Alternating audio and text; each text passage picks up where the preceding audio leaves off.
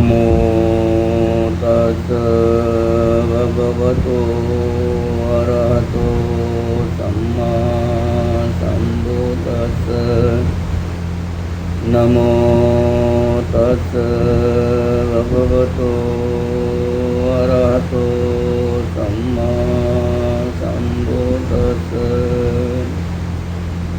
नाति मे शरणं अयं भूतो मे शरणं वरं। एतेन सत्यवचन होतु मे मङ्गलम्।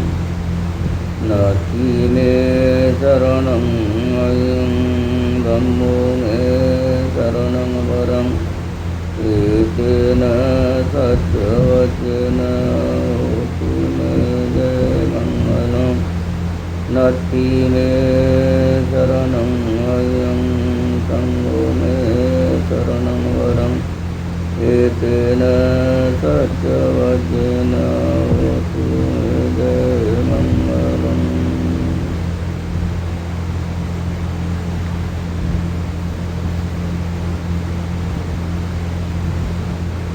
परम आदरणीय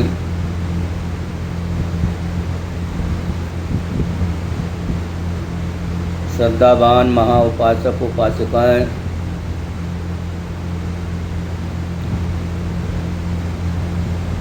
और वो श्रद्धावान जो बाबा साहब अम्बेडकर बहुजन नायक को कांशीराम साहब,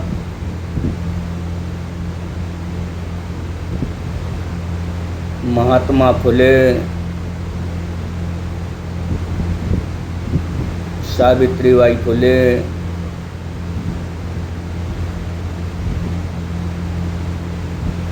छत्रपति साहू जी महाराज,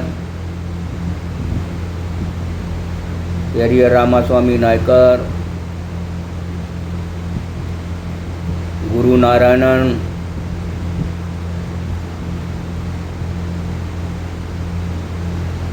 संत गाडगे महाराज,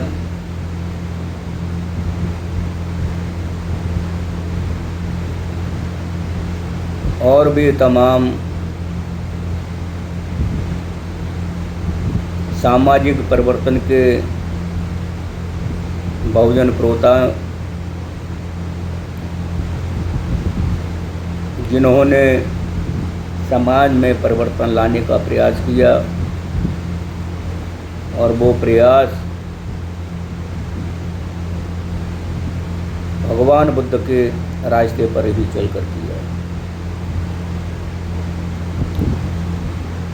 जो भगवान बुद्ध का धम्म है, मानवतावादी धम्म है, जात विहीन धम्म है, वर्ग विहीन धम्म है, समतावादी धम्म है, भाईचारे का धम्म है।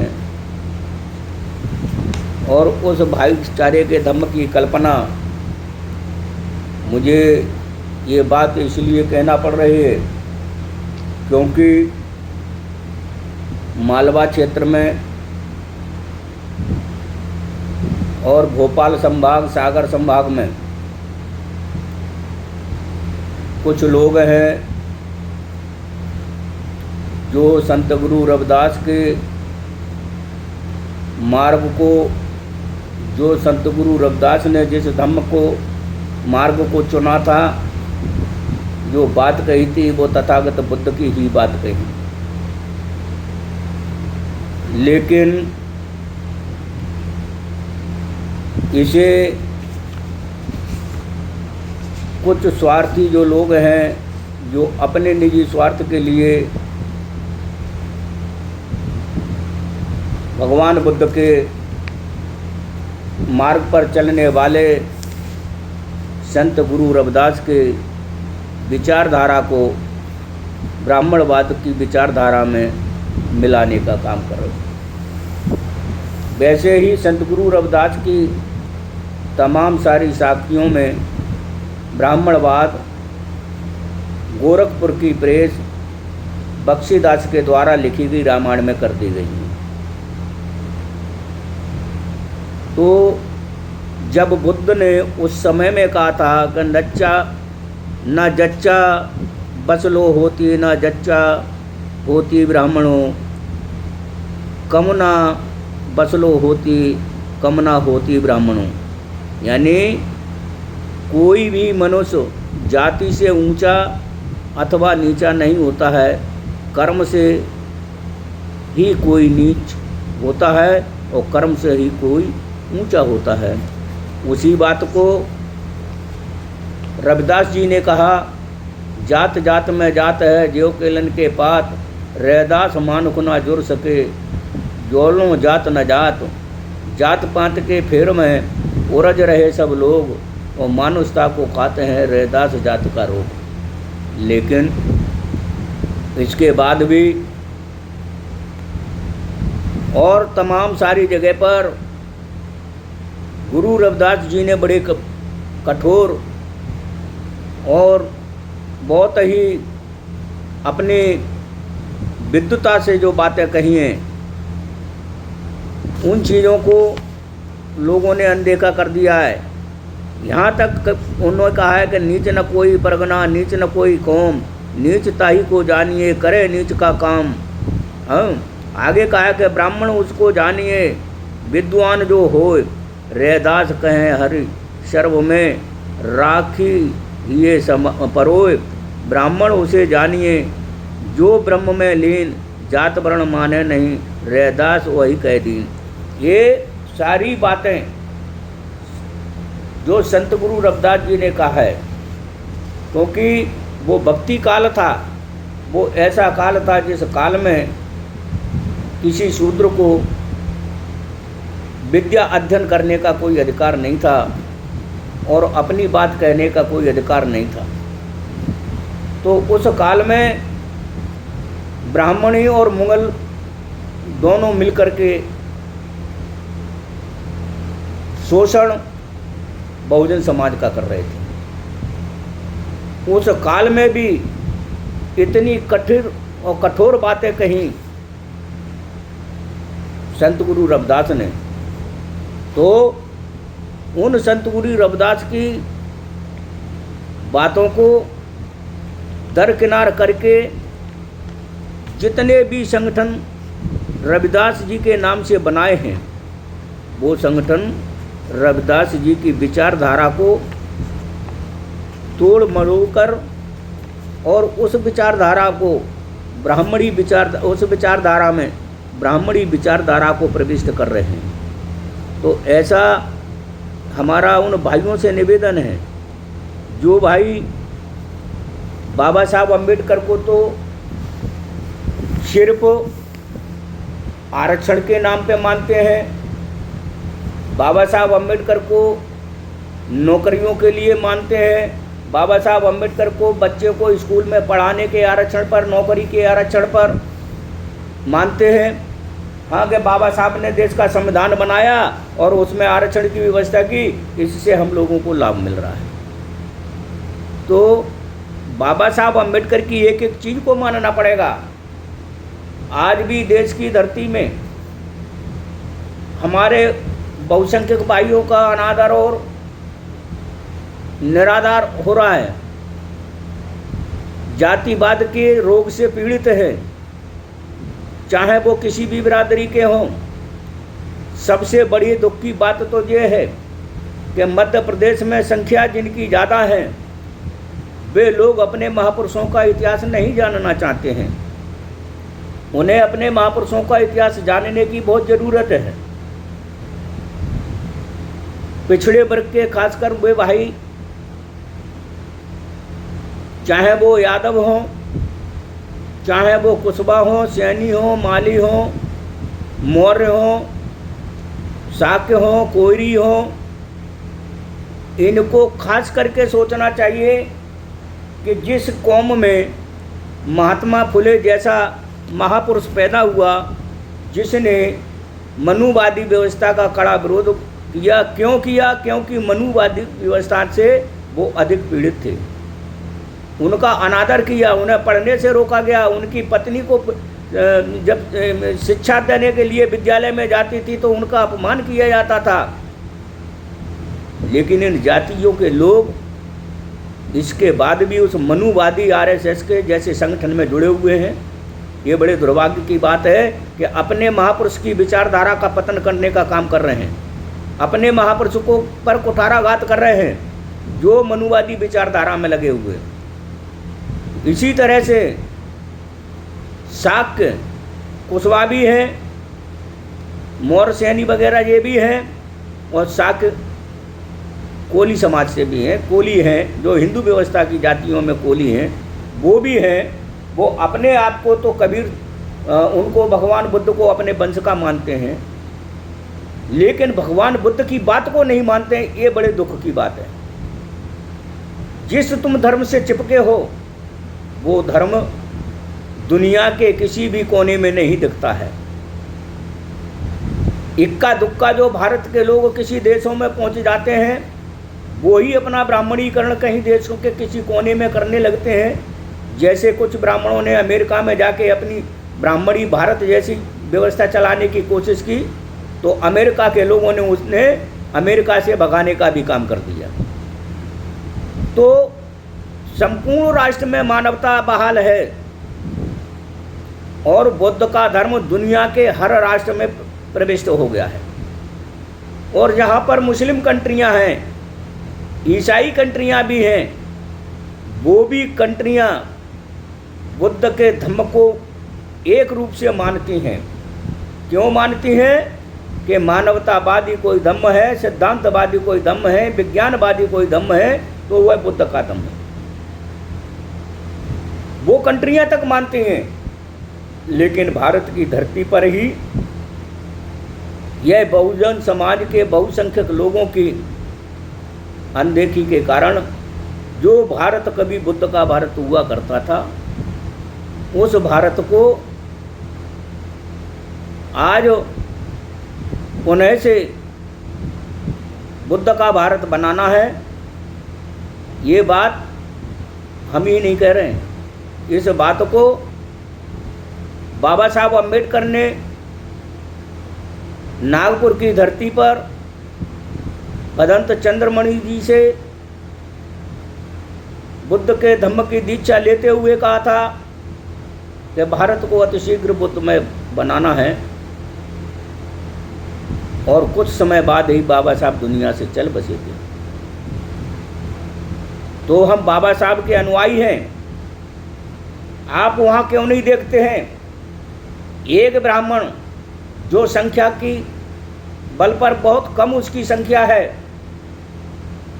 वो ब्राह्मण किसी भी कोने में जाता है, किसी भी दल में चला जाता है, राजनीतिक दल में चला जाता है, वहाँ जाकर के भी अपने ब्राह्मणत्व की बात करता है।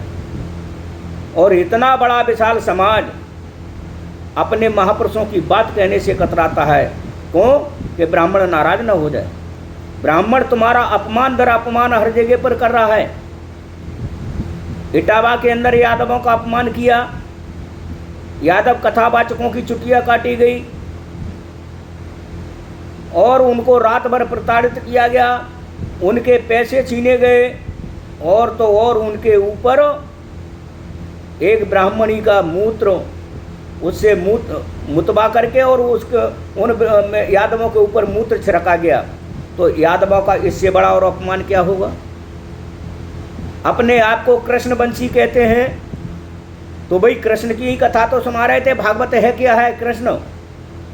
और कृष्ण के वंश के लोग ही जो अपने आप को कृष्णवंशी मानते हैं, उनके ही लोगों का द्वारा कथा कहने पर उनके ऊपर ही ये व्यभिचार किया जाता है। तो जरा सोचिए, वो यादव फिर भी अगर ये कहें कि हम हिंदू हैं, तो उनसे बड़ा घटिया और उनसे बड़ा धोतक कोई भी व्यक्ति नहीं है। मुझे ये बात कहने में कोई गुरेज नहीं है, मुझे स्पष्ट कहना चाहिए। और मैं आप सब लोगों से भी कहना चाहता हूँ कि यादव बंधुओं, अभी भी मानो, अभी भी समझो, अभी भी जानो, और आपको रास्ते पर आना पड़ेगा। पढ़ो ललित सिंह यादव की सच्ची रामायण की चाबी। जितने भी यादव हैं, भागवत को छोड़ के ललित सिंह यादव की सच्ची रामायण की चाबी पढ़ना शुरू कर देना चाहिए। और उसको समझ लेना चाहिए। और अपने हिंदुत्व का जो ठीकरा अपने सिर पर रोके हैं उसको मिटा देना चाहिए। यही कुशवाहों से भी कहना है, मालियों से कहना है, जो अपने आप को महात्मा फुले को अपनी जाति का बताते हैं लेकिन महात्मा फुले के दर्शन को नहीं पढ़ते हैं। तो उनसे निवेदन है कि महात्मा फुले के द्वारा लिखी हुई सत्यशोधक समाज की स्थापना, सत्यशोधक समाज की जो पुस्तक है उसको पढ़ें और भी महात्मा फुले का लिटरेचर पढ़ें। आज के टाइम में तो पढ़े लिखे लड़के भी हैं, उनको पढ़ना चाहिए। आरएसएस के पीछे लगे रहने से तुम्हारा पतन हो जाएगा। और कुर्मी समाज के लोगों से भी कहना चाहता हूँ कि कुर्मी समाज के लोगों, समझो कि आपकी बेटी जबलपुर में जो कथावाचक करती थी, उस कथावाचक बेटी को क्या क्या इन ब्राह्मणों ने कहा और कैसे इनका अपमानित किया गया। तो आपको अपने समाज की बहनों का, अपने बेटियों का, अपने भाइयों के अपमान का बिल्कुल ही सोच नहीं है, बिल्कुल ही आपको शर्म नहीं आती है। कथा इस देश में भारत का संविधान है। इसी के साथ में मैं और एक जगह की घटना बताना चाहता हूँ, जो छत्तीसगढ़ में साहू जी, जो राठौर लिखते हैं अपने आप को, राठौर छत्री लिखते हैं, कुछ लोग वही गुप्ता भी लिखते हैं। उनकी बेटी के द्वारा कथा वाचन किए जाने पर उसको कितने बुरे बुरे शब्दों में ब्राह्मणों ने कहा।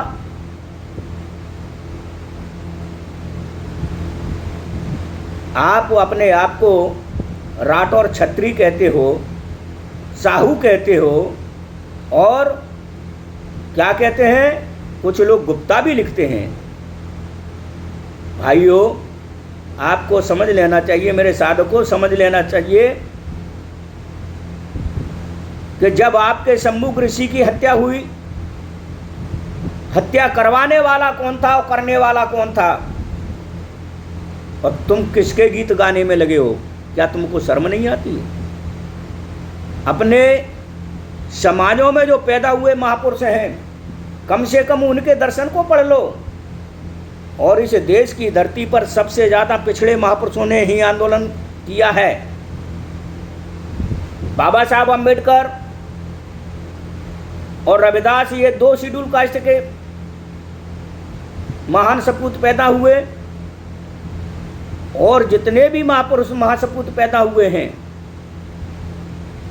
चाहे भगवान बुद्ध हों जो सिद्धार्थ के रूप में पैदा हुए, वो भी ओबीसी में पैदा हुए, सम्राट अशोक पैदा हुए, वो भी ओबीसी में पैदा हुए, और महात्मा फुले पैदा हुए, वो भी ओबीसी में पैदा हुए, छत्रपति शिवाजी पैदा हुए, वो भी ओबीसी में पैदा हुए। आज आरएसएस में जो नारे लगाते हैं, छत्रपति शिवाजी के नाम से जो नारे लगाते हैं, उनके जयकारे लगाते हैं, वही आरएसएस के जो लोग हैं, उन्हीं के पुरखों के द्वारा, पेशवाई ब्राह्मणों के द्वारा छत्रपति शिवाजी का अपमान किया गया, छत्रपति साहू जी का अपमान किया गया। साहू जी महाराज जो कुर्मी जाति के थे, और वे ही कुर्मियों को ये शर्म नहीं आती है कि ऐसे लोग आरएसएस में जाकर के नारे लगवाते हैं, आरएसएस को राष्ट्रभक्त बनाते हो। तुम अपने ही अधिकारों का पतन कर रहे हो। आपके जो चुने हुए प्रतिनिधि हैं, अधिकांशतः बीजेपी में हैं, कुशवाहों के बीजेपी में प्रतिनिधि हैं, सांसद हैं, लोकसभा में हैं और प्रदेशों की विधानसभाओं में भी हैं, कुशवाहा हैं, कुर्मी हैं, यादव हैं। यहाँ तक है कि मध्य प्रदेश का मुख्यमंत्री देखो, पिछली बार शिवराज सिंह चौहान जो किरार जाति का था, और इस बार अहीर जाति का मुख्यमंत्री है। यहाँ लोधी भी मुख्यमंत्री रह चुका है, यहाँ यादव भी मुख्यमंत्री रह चुका, और फिर पुनः से यादव मुख्यमंत्री बन गया है। एक भी मुख्यमंत्री से पिछड़ों के हित में एक न्याय की बात करना बता दो कि ये न्याय की बात हुई है। आप अपने नकली इस छत्रत्व को उतार के रखो और अपने महापुरुषों के इतिहास को जानो। महापुरुषों के इतिहास को अगर जान लिया तो आपका कल्याण हो जाएगा, आपका भला हो जाएगा। और ये ब्राह्मणवादी शक्तियाँ, आरएसएस, हिंदू महासभा, विश्व हिंदू परिषद और तमाम सारे ऐसे संगठन हैं ये मिल करके आपके बिल्कुल पतन करने की ओर ले जा रहे हैं।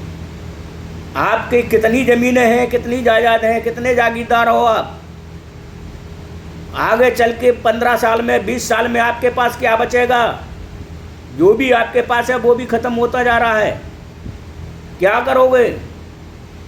सत्ता में जब तक आपकी भागीदारी ब्राह्मणवाद से हटकर नहीं होगी, जब तक आप बुद्धिज्म को स्वीकार नहीं करते हो, क्योंकि बुद्ध का धर्म कोई विदेश का धर्म नहीं है, बुद्ध का धर्म भारत का धर्म है। तो हमें बुद्ध के धर्म की ओर बढ़ना होगा। आप दुनिया को, राष्ट्रों को देखो जो प्रगति कर रहे हैं, उन राष्ट्रों में भगवान बुद्ध के बात को माना तो आज वो प्रगति के मार्ग पर हैं। और ये भी भारत किसी समय बुद्धमय भारत था, जिस समय इस देश की धरती पर ये कहा जाता है कि ये सोने की चिड़िया था। ये भी कहा जाता है कि इस देश में दूध की नदियाँ बहती थीं। आज हमको दूध नसीब नहीं होता है, सोना तो छोड़ो, लोहा भी नसीब नहीं होता है आपकी माताएं बहनों को, गरीब गुरबाओं की महिला को, माताएं बहनों को। कुछ ही चंद मुट्ठी भर लोगों के हाथों में हैं। तो इस पर आपका प्रभुत्व हो, कब्जा हो, और आप सब भाईचारे से जिए, मानवता के साथ जिए, सदाचार के साथ जिए, और इस अमानुषिक ब्राह्मणवादी व्यवस्था को त्यागें, क्योंकि ये ब्राह्मणवादी व्यवस्था है, ये मनुवादी व्यवस्था है, और आपके लोगों के द्वारा ही ये लागू करवा रहे हैं, आपके लोगों के द्वारा ही लागू करवा रहे हैं, और कठोर रूप से लागू करवा रहे हैं। भाई, सत्ता सरकार में आप विधायक बन सकते हो, सांसद बन सकते हो, मंत्री बन सकते हो, मुख्यमंत्री बन सकते हो, लेकिन उनके साथ में रह कर के आप अपनी बात को नहीं कह सकते। आपको अपनी बात कहने के लिए अपने प्लेटफार्मों पर खड़ा होना पड़ेगा। और जिन्होंने बाबा साहब अम्बेडकर के नाम पर, महापुरुषों के नाम पर जो आंदोलन, राजनीतिक दल खड़े किए हैं, सामाजिक संगठन खड़े किए हैं, उनसे भी अपील है कि आप लोग अगर ईमानदारी से बाबा साहब अम्बेडकर के अनुयायी हो, बहुजन महापुरुषों के अनुयायी हो, उनके संकल्प को मानते हो, तो उनका संकल्प जब भी पूरा होगा, आप लोग इकट्ठे एक संगठन, एक दल में नहीं हो सकते हो, तो कम से कम आपको अपने अपने दलों का विलय कर लेना चाहिए, अपने अपने दलों को समझौता कर लेना चाहिए, प्रांतवाइज सीटों का बंटवारा कर लेना चाहिए, और बंटवारे के साथ में सभी दल और संगठन मिलजुल करके चुनाव लड़ें ईमानदारी से। तो इस देश में इस ब्राह्मणवाद को ख़त्म करने में ज़्यादा समय नहीं लगेगा। आने वाले उत्तर प्रदेश में 2027 में चुनाव है, अभी बिहार में होने वाला चुनाव है। अगर इसमें ही आप लोगों ने ईमानदारी और सच्चाई से अपना परिचय दे दिया, इन बिहार में और उत्तर प्रदेश में तो बहन मायावती और चंद्रशेखर आज़ाद जैसे दोनों नेताओं को मिल जाना चाहिए, नेत्री और नेताओं को मिल जाना चाहिए, गठबंधन कर लेना चाहिए। तीसरा गठबंधन लालू प्रसाद यादव को भी ईमानदारी से इन दोनों के साथ मिलकर के कर लेना चाहिए। बिहार में भी यही करना चाहिए कि नीतीश के, तेजस्वी के साथ मिलकर के, तेजस्वी के साथ मिलकर के इन दोनों को गठबंधन बना लेना चाहिए। तो अगर ये गठबंधन आप लोग बना लेते हो, बिहार में गठबंधन बना लेते हो, तो भारतीय जनता पार्टी की एक भी सीट बिहार के अंदर नहीं आएगी। और यही गठबंधन आप उत्तर प्रदेश में बना लेते हो, तो भारतीय जनता पार्टी एक एक सीट के लिए तरस जाएगी। और मध्य प्रदेश में भी यही करना चाहिए। जहाँ जहाँ आपकी स्थिति मजबूत है, वहाँ आप लोगों को अपने अपने दोनों दलों को मिलकर के बीजेपी को हराने वाले संगठन के साथ समझौता कर लेना चाहिए कि जिससे बीजेपी चुनाव हारे। अगर आप लोगों ने ये कर लिया तो पूरे देश भर में एक भी सीट भाजपा के आने के लिए तरस जाएगी। तो ये करने का काम आपको करना पड़ेगा। उनके हिंदू साधु संत अनाप शनाप गालियां बकते हैं डेविडों पे बैठ करके, जाति के नाम से, धर्म के नाम पर, यहाँ तक बाबा साहब अम्बेडकर के खिलाफ और हिंदू राष्ट्र की खुले में वो घोषणा करते हैं।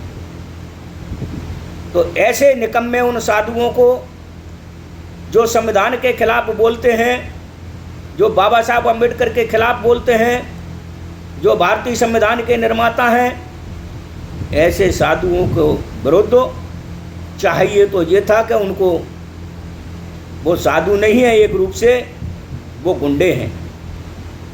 चाहे वो रामभद्राचार्य हो, चाहे वो आनंद स्वरूप है कि राम स्वरूप आनंद है, जो ग्वालियर में अभी बाबा साहब डॉक्टर अम्बेडकर की प्रतिमा के संविधान के खिलाफ बोला कि बाबा साहब ने संविधान ही नहीं लिखा, यही ब्राह्मण संविधान के खिलाफ बोलते हैं।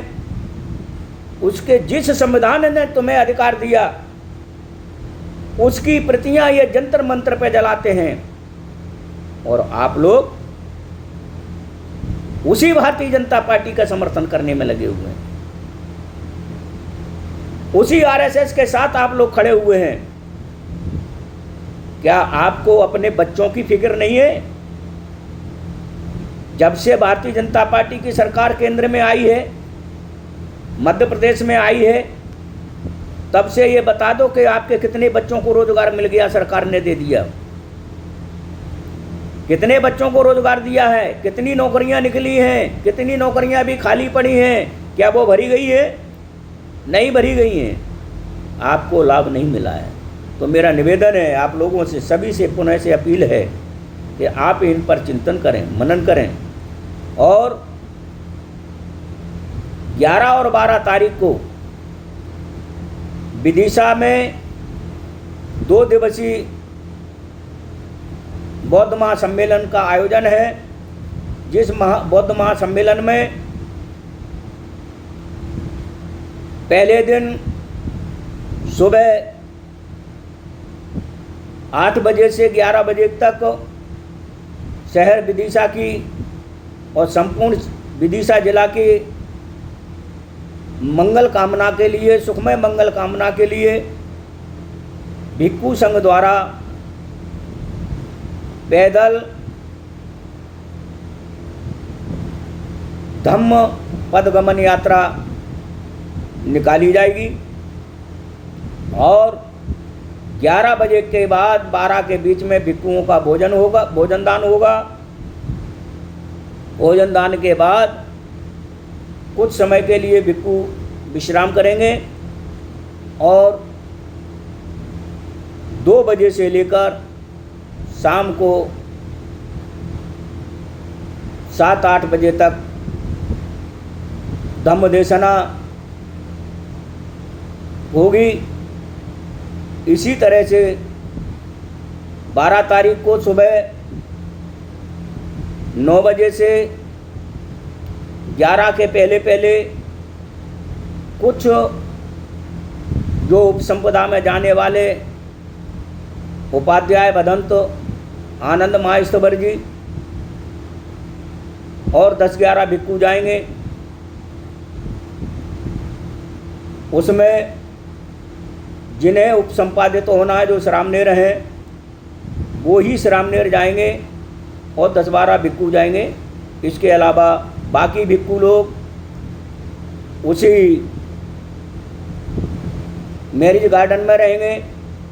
मेवा राम प्रसाद मैरिज गार्डन पूरनपुरा हनुमान मंदिर के पास विदिशा पर ही रहेंगे। वहाँ पर कार्यक्रम बराबर संचालित रहेगा